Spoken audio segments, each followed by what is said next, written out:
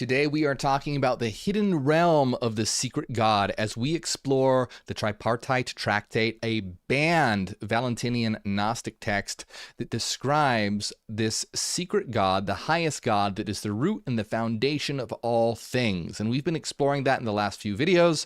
And in this video, we're exploring the realm that emanates from this God, this hidden realm and Eonic beings. So this is a higher realm than heaven that predates heaven, Eonic beings that predate the angels, and it's going to be very good, very interesting. And if you haven't seen the other videos, don't worry, you don't have to know about it to understand this, but we're going to be understanding this and what it has to do with our place in the cosmos according to Gnosticism. It's going to be great, and we're going to get right into it now. But before we do, remember, please like and subscribe. It helps out a lot. And if you enjoy my work, please support over on Patreon. It is the best way to support my work. That's how I'm able to make my videos. And if you support there, you'll get access to all of our members-only videos. We have a lot of them and a new one every single week, so that's a lot of content. So you can support on any tier on Patreon or tier 2 or higher on YouTube for the members-only content.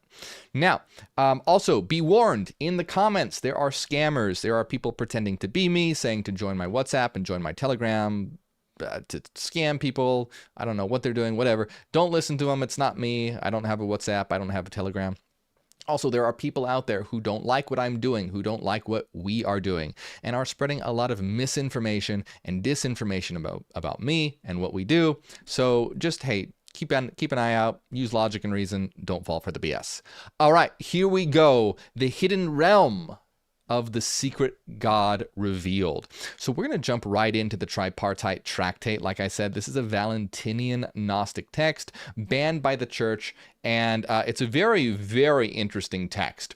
Now, before, I want to give you a quick recap. We have talked about the church, or I'm sorry, the Father, the church, and the Son, or the Father, the Son, and the church.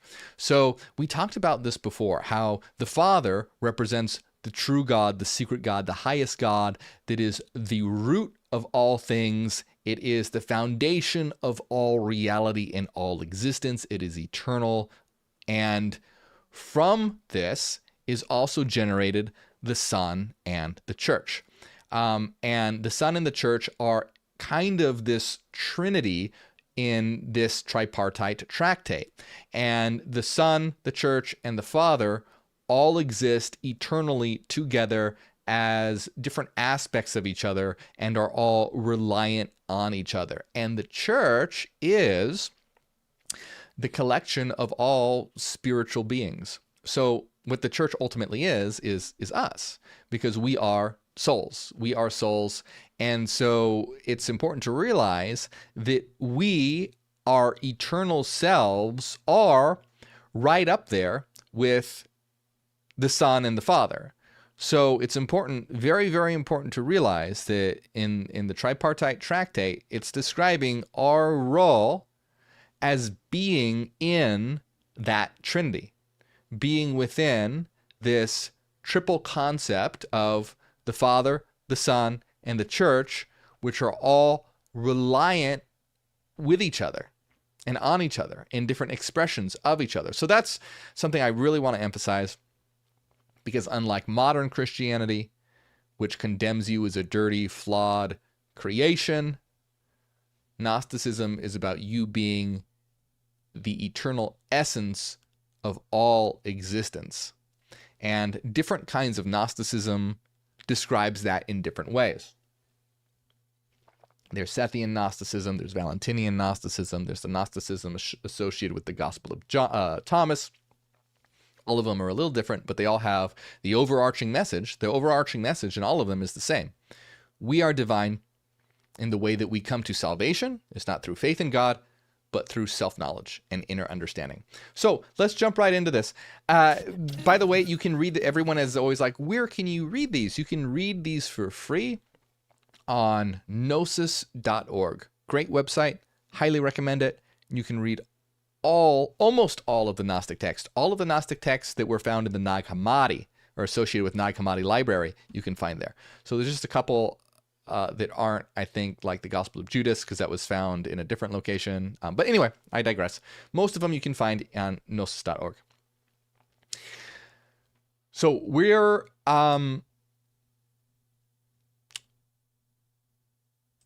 going to start here.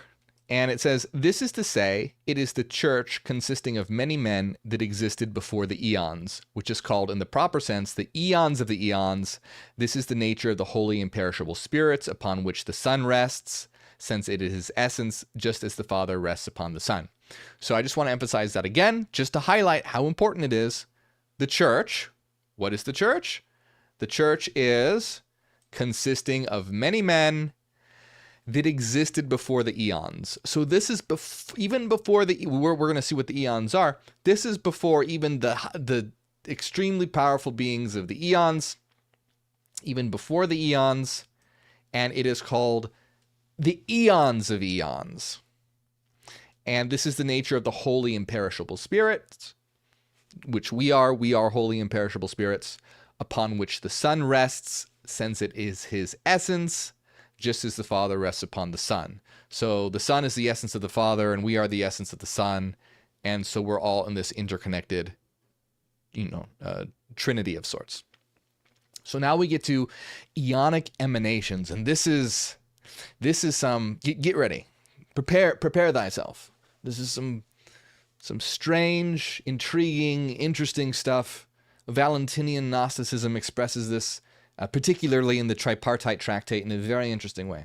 So, the church exists in the dispositions and properties in which the Father and the Son exist, as I have said from the start. Therefore, it subsists in the procreation of innumerable eons. So this is important, and there's just a lot of emphasis on this by the author, by saying, hey, the church, which is the collection of imperishable spirits, which is ultimately what we truly are, exists in the disposition and properties in which the Father and the Son exist. It's similar to the Father and Son. They're interrelated, and it subsists in the procreation of innumerable eons. Also, in an uncountable way, they too beget by the properties and the dispositions in which the church exists. For these comprise its associations, which they form towards one another and towards those who have come forth from them, towards the Son, for whose glory they exist. So essentially what this is saying is that the church, the imperishable spirits, is having a hand in the procreation of the innumerable eons. So this, and the Eonic emanations are essentially what make up this realm of in Gnosticism, this realm of the secret God. And Valentinian Gnosticism expresses this in a very strange way. If we look at, for example, Sethian Gnosticism, it talks very, very explicitly, which we'll probably look at some point, actually. We'll see if it's either in this stream or next stream. We're going to take a peek at the Secret Book of John to compare how it describes the structure of this realm and the eons within it, because it's interesting to compare and contrast, and you'll see why. But anyway, the church is us. We are involved in the creation of these beings, these eons, these Eonic emanations. These are all emanations from us, the church, the Son, and the Father. So again, really emphasizing our power here.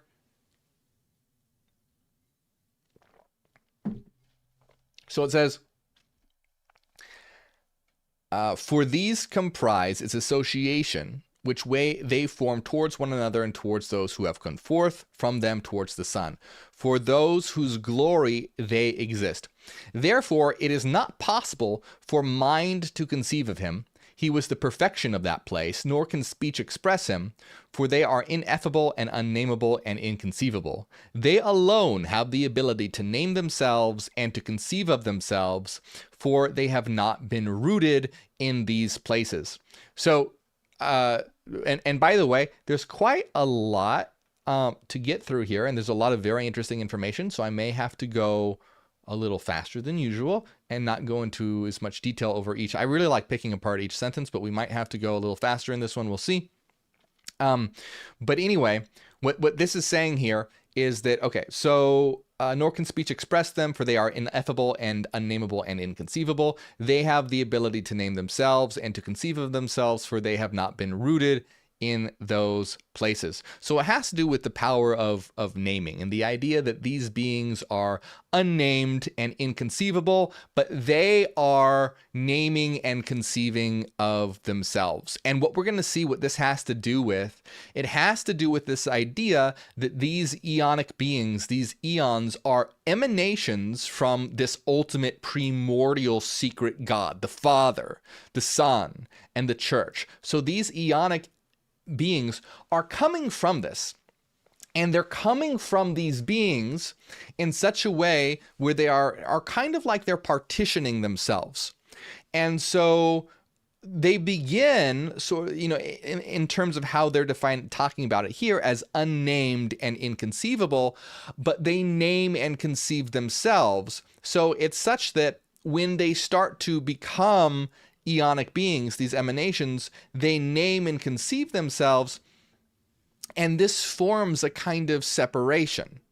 Not a true separation, it's not like they're truly separated, but it starts to introduce separation. Because if there's no separation, well, you're not going to have a name. Because if you have a name indicates a particular thing. So before it's formed, it has no true conception or name. The naming and the conception of it is what forms it, which what allows for the Eonic emanations. It's kind of like this idea of how, the Great One, the Great Father, is, they say it's unnameable or inconceivable or whatever. And the reason why is that it's the reason why in a lot of these systems is because if you think of the ultimate force of all existence, like the God, the ultimate all things, that's all reality. If you are to, say something about it, ascribe something to it, it limits it in a certain way. Because, for example, let's say, and let me give an example. If I say, oh, that thing over there, that is red. Well, if I give it the property of red, that automatically excludes other properties from it. If I say it's red, that means it's not blue, it's not green, it's not black, it's not white, it's not yellow. So by saying it is thus also implies negations of that which it is not. Oh, that is tall and red. It's not short or blue or green or yellow or medium.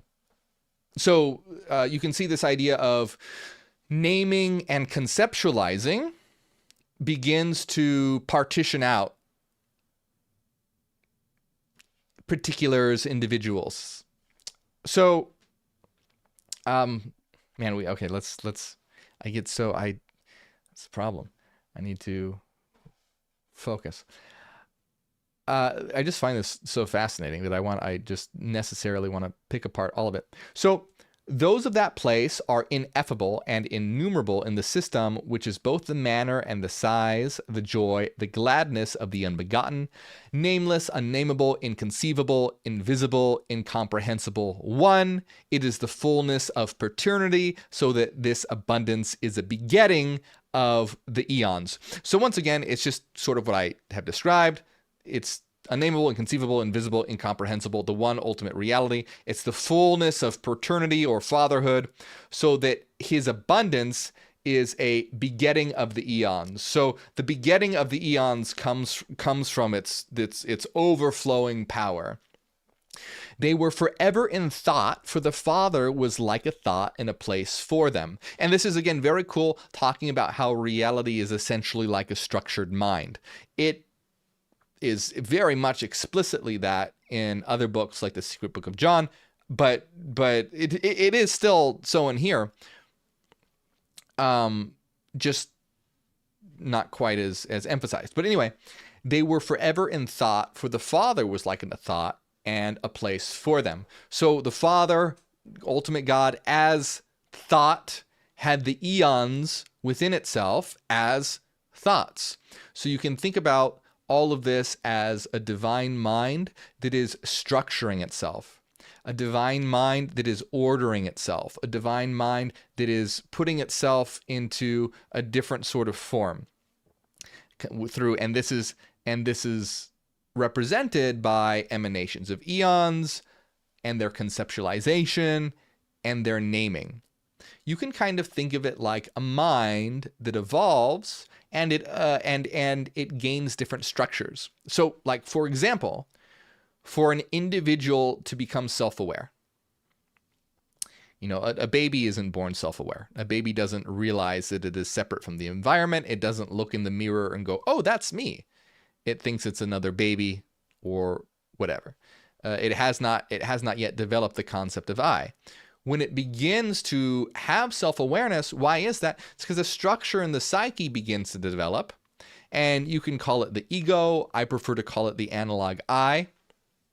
But it's a literal structure that develops in the psyche that is the concept of I. The concept of the I develops. This gives the baby the ability to go, "I am an I." Not, the baby can't talk, but at a very primitive level, the concept of me is born through a new structure, and a new structure in the psyche is born, where that structure was not there previously, or it was maybe in a very underdeveloped state, or something like that. So you can understand this idea of the Father, who was a thought, this secret God, this hidden God, this being of mind, that all things come forth, were forever in thought.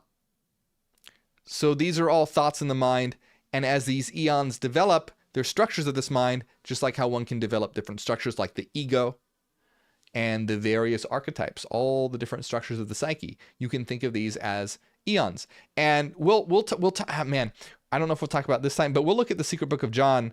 The Secret Book of John is even more explicit, where they talk about the different eons and they name them. And see, we'll get into this later, but I want to give you a little preview. It says the second light is called Oriel, and it stands over the second realm. With Oriel are conceptualization, perception, memory. So you see how you literally have these Eonic beings as concepts or structures of the psyche, the idea of conceptualization, memory, perception. So you're having this development in the Father in this structure of the psyche, structuring its own divine psyche. And we're all part of this as well, because we are in that Trinitarian sort of relationship.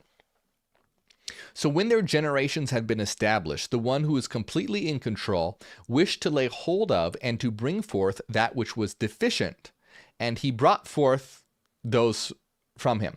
But since he is as he is a spring which is not diminished by the water which abundantly flows from it. So you're having this desire to create, and it's just saying that from this creation nothing is diminished, and they're comparing it to a spring where water is just completely flowing, and it's just always flowing, and it's not diminished. So it's this idea that of infinite power, that through this creation no power is lost, because it's this infinite well, this infinite spring of power. While they were in the Father's thought, that is, in the hidden depth, the depth knew them, but they were unable to know the depth in which they were, nor was it possible for them to know themselves, nor for them to know anything else. And this is very cool. So they're talking about basically like these thoughts existed in potential. They didn't exist in actuality yet. They existed in potential. They were hidden in the depths of the Father, unable to know the depth that they were in or to know themselves. And this is this idea of, you can think of it like how a seed contains the potential for a tree. The potential for the tree, you could say that the tree is in the depths of the seed, you could say. But the tree isn't actual yet. It hasn't come forth and developed. So in a similar way, you have these Eonic thoughts, these Eonic beings, these Eonic structures that are in the secret mind of God, but in the depths and hidden away in potential. That is, they were with the Father. They did not exist for themselves. Rob, Beautiful. Rather, they only had existence in the manner of a seed. Look at that. We're on the same page here. We're on the same. Rather, they only had existence in the manner of a seed. So that it has been discovered that they existed like a fetus. A fetus is another interesting way to put it as well. A fetus is within the depths, and it has the potential to become an adult. It's not an adult yet. It doesn't exist for itself yet. It exists dependent upon the one that is carrying the fetus. And so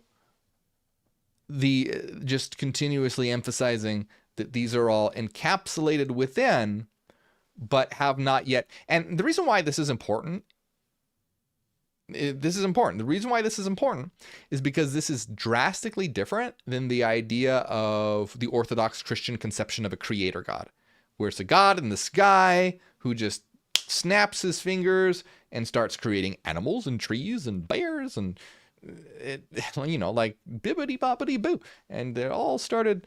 Yeah, it's a far cry from that, where no mechanism is really explained how this could happen. What process is this following? And it certainly doesn't seem to say that God is creating it from itself.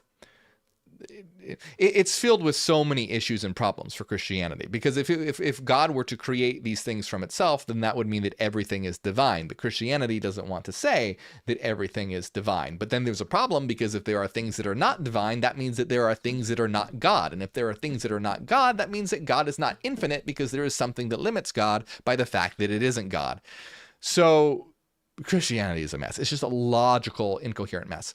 Gnosticism, on the other hand, is not perfect, but is much better, because it's describing the secret God, the secret root of creation, that is not the creator God of the Bible. We'll learn later that the creator God of the Bible is an ignorant, malformed being that's a lesser deity that doesn't know what it's doing, basically. But here we have God as a force, a power, that contains with it the roots of all creation, like a seed, and from it all things will spring. So meaning everything is ultimately rooted in the divine and comes from the essence of the divine. It's an unfoldment, an emanation of the divine. Not anything separate from it, not anything apart from it. And they said it again in go watch the first video in this series. It's emphasized again and again and again that this is the only being. There's no other being. There's nothing else other than this. They say it quite a lot. So that's why this is important to understand, though. It's a stark difference from mainstream Christianity. So these Eonic beings were deep potential thoughts in the mind of the secret God, the One, the Father. And they existed like a seed or a fetus. It says, like the Word, he begot them, subsisting spermatically, and the ones he was to beget had not yet come into being from him. The one who first thought of them, the Father, not only so that they might exist for him, but also they might exist for themselves as well, that they might exist in his thought as mental substance, and they might exist for themselves too, sowed a thought like a spermatic seed. So now we're talking about sperm, but you can get the idea of a spermatic seed as the same type of idea. The Father is creating through thought, and the one who first thought of them, the Father, not only so that they might exist for him, but also they might exist for themselves as well, that they might then exist in his thought as mental substance, and they might exist for themselves too. So you're having the Father develop these thoughts within its own mind, and not only for itself, but for themselves as well, meaning that these thoughts are, for themselves and for the Father. Rather than, and this is again a stark contrast to a lot of Christian ideas where the creation is created purely to praise God. Like, praise God, God's so glorious, let God. And this is essentially saying that it's not only for the Father, but for themselves as well. And so these the Father begins to emanate these thoughts within itself as a mental substance so that they might exist for him and for themselves. Now, in order that they might know what exists for them, he graciously granted the initial form, while in order that they might recognize who is the Father who existed for them, he gave them the name Father by means of a voice proclaiming to them that what exists through that name, which they have by virtue of the fact that they came into being, because the exaltation which has escaped their notice is the name. So once again, they're just talking about the name Father being given, and for proclaiming to them that what exists through that name, which they have by virtue of the fact that they came into being, because the exaltation which has escaped their notice is the name. So just the idea that the Father is, it's the emphasis that these beings are, it's kind of saying the same thing repetitively. These beings are within the Father and from the Father. And this is what it means by they're given the name the Father, because they're not anything else. They're not something different. I'm not, not yet. I mean, they will, but not in an inherent way. So, man, I don't know if we'll see how much we can get through, because I'm talking way too much. The infant, while in the form of a fetus, has enough for itself before ever seeing the one who sowed it.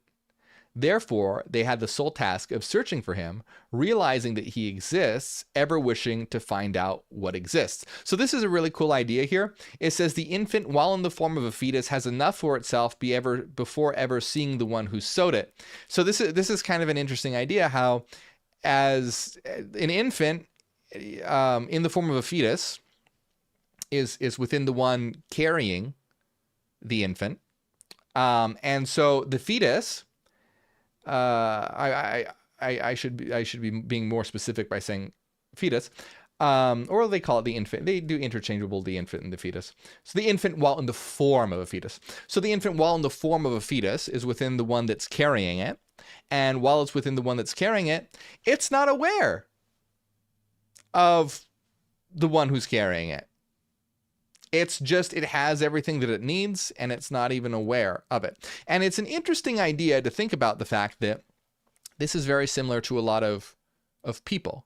And they're sort of like infants in the womb, where they're not even aware that they... See, the metaphor isn't perfect, because the Father begets through itself. So we're used to thinking of the infant or the fetus as being like, how do I put it? It's the idea that humans they're like fetuses, where they don't realize that they are within this mind of God, which ultimately we are.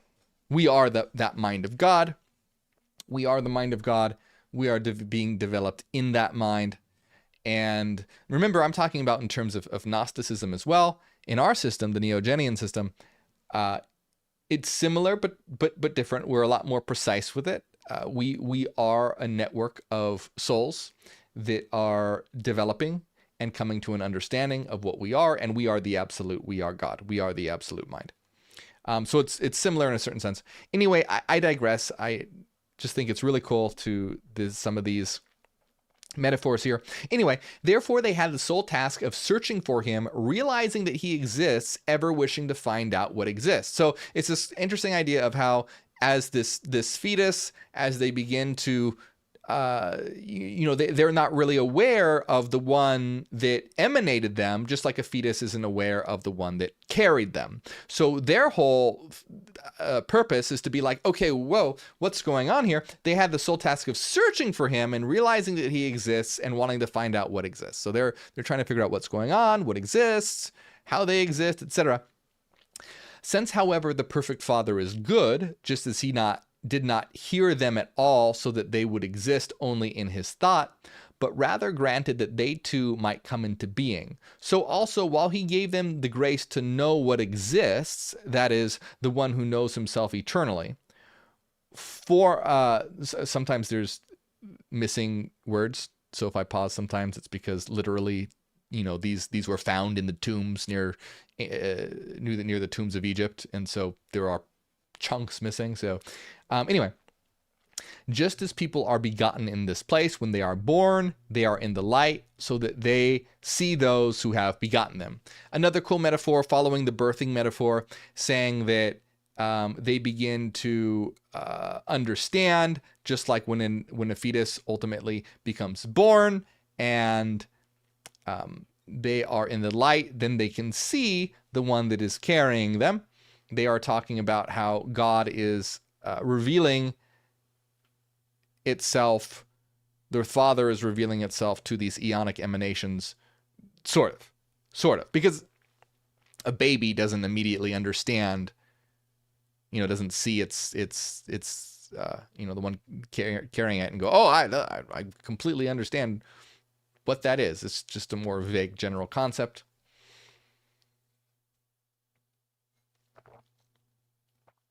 So the Father brought forth everything like a little child, like a drop from a spring, like a blossom from a vine, like a flower, in need of gaining nourishment and growth and faultlessness. That's really cool. I really like this idea of blossoms from a vine, a flower, a planting. Very, very cool metaphors. He withheld it for a time.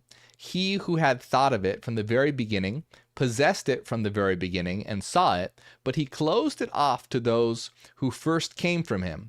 He did this not out of envy, but in order that the eons might not receive their faultlessness from the very beginning, and might not exalt themselves to the glory to the Father, and might think that from themselves alone they have this.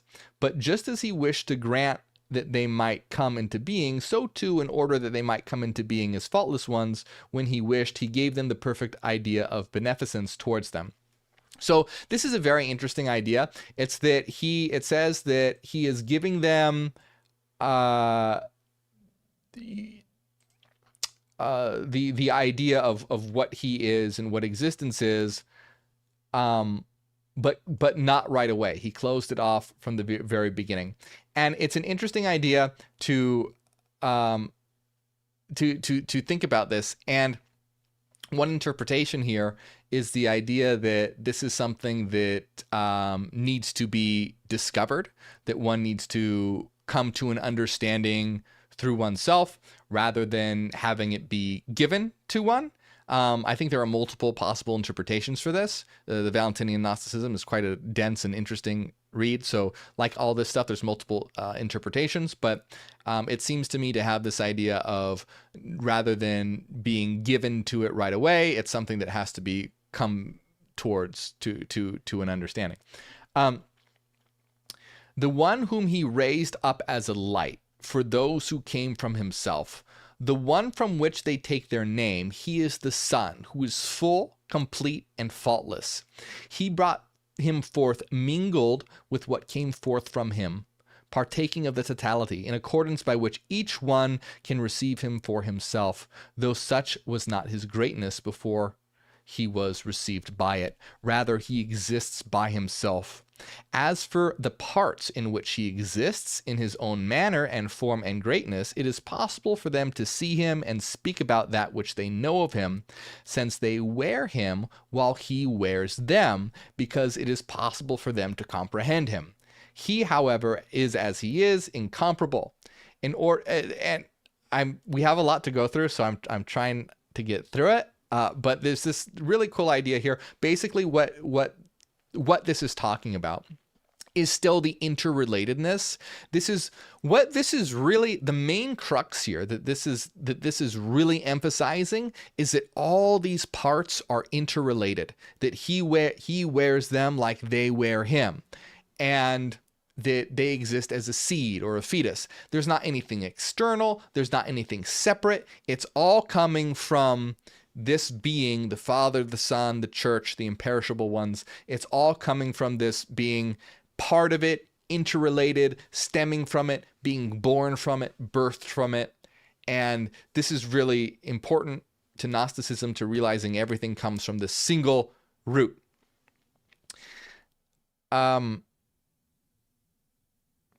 So in order that the Father might receive honor from each one and reveal himself, even in his ineffability, hidden and invisible, they marvel at him mentally. So this idea of the different portions of the mind marveling at the totality. Therefore, the greatness of his loftiness consists in the fact that they speak about him and see him. He becomes manifest so that he may be hymned because of the abundance of his sweetness.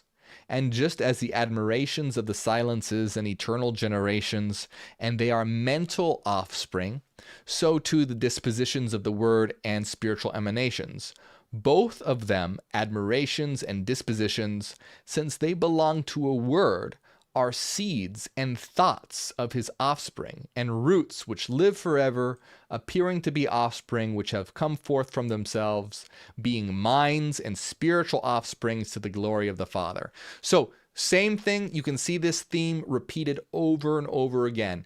These things are mental, these are minds, they are like roots, they are like seeds, they are interrelated, and it's all about sort of understanding oneself and what everything is. There is no need for voice and spirit, mind and word, because there is no need to work at which they desire to do, but on the pattern by which he was existing, so are those who have come forth from him, begetting everything which they desire. Okay, so this is cool again. This is saying now that the eons, as the eonic beings create, they do so by their will. They are doing it on the pattern which he was existing. But on the pattern which he was existing, so are those who are come forth from him, begetting everything which they desire. So everything that the eonic beings want to create are from the divine pattern of the mind of God, which is really cool. This is very similar to Plato's idea of forms. If anyone's familiar with Plato's philosophy, you had the realm of matter, and then you have the divine realm of the forms, which were like the blueprint for all existence, mental ideas. And physical reality was based on these perfect patterns. So, for example, in the realm of ideas, or the realm of forms, you might have the pattern or the idea of a circle, and it would be a perfect circle. And then everything in existence that is circular. I'm trying to look for something circular, but alas, there aren't many circular things around me. Picture many different circular things, plates and bottle caps and coins. All of this would exist because they are modeled on the perfect blueprint or the perfect pattern of circleness. This is kind of like Plato's idea of the material world and the world of forms, the material world being in imperfect shadow, because no circular thing is a perfect circle, but it all depends on that idea or pattern of circleness. So this is kind of similar, where these beings are creating from the pattern of the mind of God, which is really cool. So cool. It's so much better. It would be much better if this version of Christianity is what took off. But you can see that it's a little more, takes a little more mental effort to understand, rather than just like, oh, snake bad. Bad snake. Satan, horn man, bad. Horn man bad. Snake bad. But these are, so it's unfortunately that Christianity is not more like Gnostic Christianity would be much better. And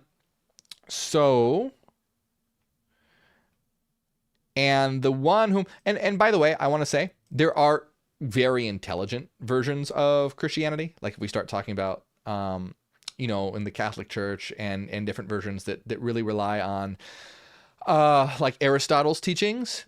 And, in medieval philosophy, there are a bunch of Christian philosophers and theologians who are highly intelligent and had a lot of interesting things to say and a lot of interesting ideas.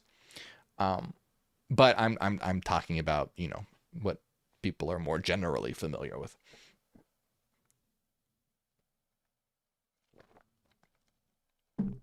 And the one whom they conceive of and whom they speak about, and the one towards whom they move, and the one in whom they are, and the one whom they hymn, thereby glorifying him, he has sons.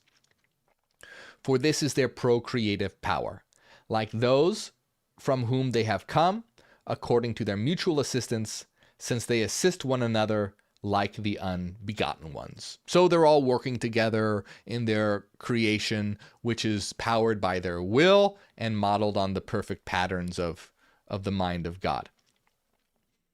The Father, in accordance with his exalted position over the totalities, being an unknown and incomprehensible one, has such greatness and magnitude that if he had revealed himself suddenly, quickly, to all the exalted ones among the eons whom had come forth from him, they would have perished. Therefore, he withheld his power and inexhaustibility within that in which he is. So this is an interesting idea, basically saying the Father, which is the exalted position over the totalities, over all things, is so great that if he were to reveal himself quickly and suddenly, all the eons that came forth from him would have perished.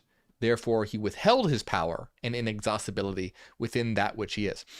Really interesting idea. Again, could have many different interpretations. One way that can be interpreted is that if one were to understand what God is in fullness, in totality, in every possible way, then all separation and individuality would dissipate, and all the eons would be gone because it all came from the Father. So to understand the Father perfectly would be to realize, oh, I am the Father, and then like individuality and separation and all that would be dissolved. That's my interpretation. I think it's an interesting interpretation to understand why revealing itself would make them all perish. So he withheld his power and his inexhaustibility. He is ineffable and unnameable and exalted above every mind and every word. This one, however, stretched himself out, and it was that which he stretched out which gave a foundation and a space and a dwelling place for the universe, a name of his being, the one through whom, since he is the Father of the all, out of his laboring for those who exist, have sown into the thought that they might seek after him. So it's saying that the Father stretched himself out, and it is that which gave a foundation and a space and a dwelling place for the universe. So a name of his being, the one through whom. So it's just emphasizing that even space itself is the one stretched out, which is really cool because it kind of has, it's not the same, but it's kind of has a little bit of an essence of like the Big Bang, where the Big Bang is everything coming from a singularity. You could think of it as sort of like a stretching out as through the rapid expansion of the universe. Kind of cool, think about when this was written and some of the parallels there. So anyway, it's just emphasizing again that there's nothing that's not God. Even space itself is God stretchy God. The universe is stretchy God. So the abundance of their abundance consists in the fact that they understand that he exists, and in the fact that they ask what it is that was existing. This one was given to them for enjoyment and nourishment and joy and abundance of illumination, which consists in his fellow laboring, his knowledge, and his mingling with them. That is the one who is called and is in fact the Son, since he is the totalities and the one of whom they know both who he is, and that is he who clothes. So it's this idea of God not revealing all of himself, but just aspects of himself, such as like through the Son, etc. And it's this idea of as God as they understand God more, it's as though they gain more power. They're able to work with their power as they understand God more. But it's this idea, if they understood him all at once, then they would perish. This is the one who was called Son, and the one of whom they understand that he exists, and they were seeking after him.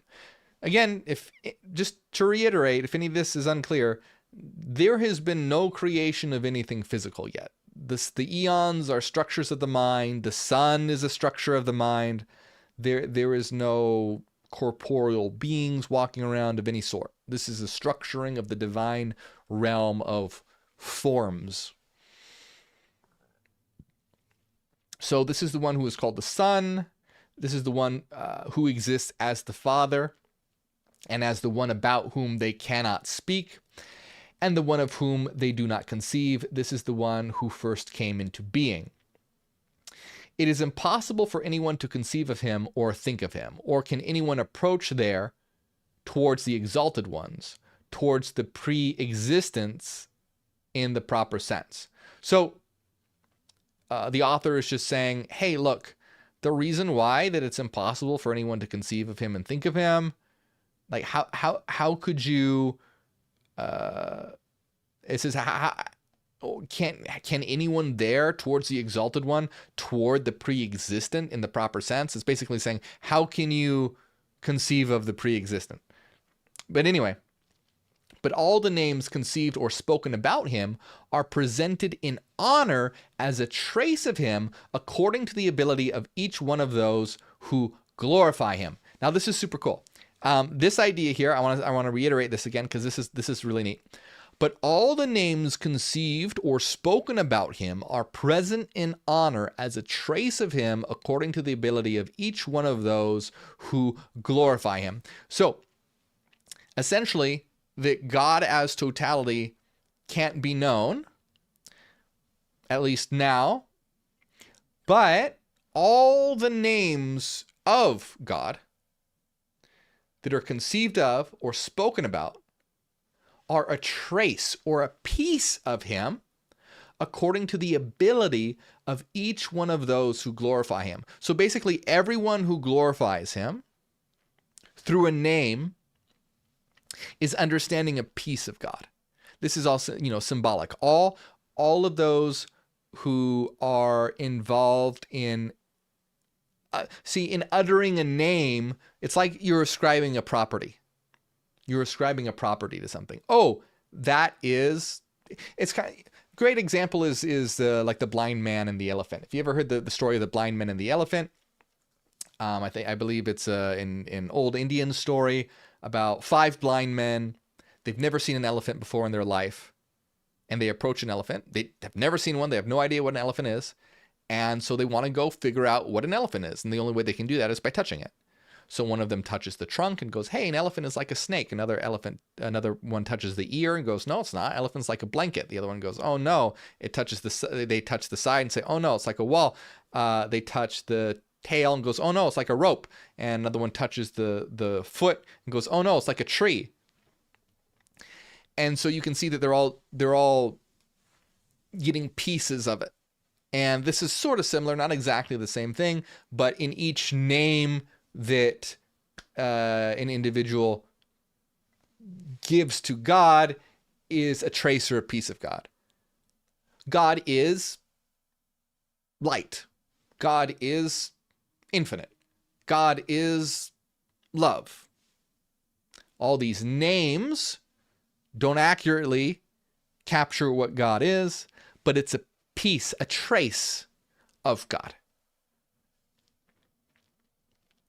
Now he who arose from him when he stretched himself out for begetting and for knowledge on the part of the totalities, all of the names without falsification, and he is in the proper sense the sole first one, the man of the Father. So now he who arose from him when he stretched himself out for the begetting and for the knowledge of the part of the totalities. So you have this, again, stretching out, this expansion, and for begetting and knowledge on the part of the totalities, and all the names without falsifications in the proper sense, the sole first one, the man of the Father, and that is one the whom I call. So essentially, these are the names of what can be known in a certain sense, okay? The form of the formless, the body of the bodiless, the face of the invisible, the word of the unutterable, the mind of the inconceivable, the fountain which flowed from him, the root of those who are planted, and the God of those who exist. And this is just really, again, to say the body of the bodiless. What does that mean? The body of the bodiless. Well, the body of the bodiless is like the form of body, like the pattern of body. It isn't itself a body, but it's the body of the bodiless. It's the bodiless body. Same for all of these things. The root of all those who are planted, the essence of everything, the God of those who exist, the light of those whom he illumines, the love of those whom he loved, the providence of those for whom he cares, the wisdom of those whom he made wise, the power of those to whom he gives power, the assembly of those whom he assembles to them, the revelation of the things which are sought after, the eye of those who see, the breath of those who breathe, the life of those who live, the unity of those who are mixed with the totality. So basically, this is the root. I think it's pretty explanatory at this point. This is the root of everything. It's the mind of the inconceivable, the word of the unutterable, the body of the bodiless, the wisdom of those who are wise, the power of those to whom he gives power, the assembly of those to whom he assembles, the eye of those who see, the breath of those who breathe, the life of those who live, the unity of those who are mixed with the totalities, the all, the everything. So pretty clear, in my opinion. All of them exist in the single one. Again, emphasizing, and it's important to emphasize this over and over again because people can forget and start thinking about things as being separate or apart. But no, all things exist in the single one. As he clothes himself completely, and by his single name, he is never called. And it's very, very cool to think about how like all things are like the clothing of the single one. And in this unique way, they are equally the single one and the totalities. He is neither divided as a body, nor is he separated into the names which he received, so that he is one thing in this way and another in another way. Again, just emphasizing that even if you're going to call it different things and name it different things, it's still one thing. It has that single, that's why it says the single name he is never called, because he's called by many different names, but he's not really any of those names. They're just getting a trace of him. Just like each piece of that elephant is just a piece of it. Also, neither does he change, nor does he turn into the names which he thinks of and become now this, now something else, the thing now being one thing, at another time something else, but rather he is wholly himself to the uttermost. Again, emphasizing that all of these are aspects. It's not like he's going to literally become one thing and now he's something totally different. These are all evolving from him, different aspects of him, different parts. He is each and every one of the totalities forever at the same time. He is what all of them are. This is very cool. He brought the Father to the totalities. He also is the totalities, for he is the one who is knowledge for himself, and he is each one of the properties. He has the powers, and he is beyond all that which he knows, while seeing himself in himself completely and having a son and form. A very cool idea, again, of God seeing himself through himself, like through the different forms that he takes on. God seeing himself through the different manifestations of itself. Very cool. Therefore, his powers and properties are innumerable and inaudible because of the begetting by which he begets them. Innumerable and indivisible are the begettings of his words and his commands and his totalities. He knows them, which things he himself is, since they are in the single name and are all speaking in it. and he brings them forth in order that it might be discovered that they exist according to their individual properties in a unified way. He brings them forth in order that it might be discovered that they exist according to their individual properties. So they all exist in their individual properties. They all have a name. They're separate. They're different, but they exist according to their individual properties in a unified way, like a puzzle. A puzzle piece, all the pieces you can say are different, but they're all part of the totality. All the individual properties are in a unified way. And he did not reveal the multitude to the totalities at once, nor did he reveal his equality to those who had come forth from him. Now, we had to go through this very quickly, but I think we got a lot of interesting information from this Valentinian Gnostic text, emphasizing that this God, this highest God, and which we are all part of as the imperishable spirits in the church, part of the Trinity of the Father, the Son, and the Church, all Eonic life comes from this.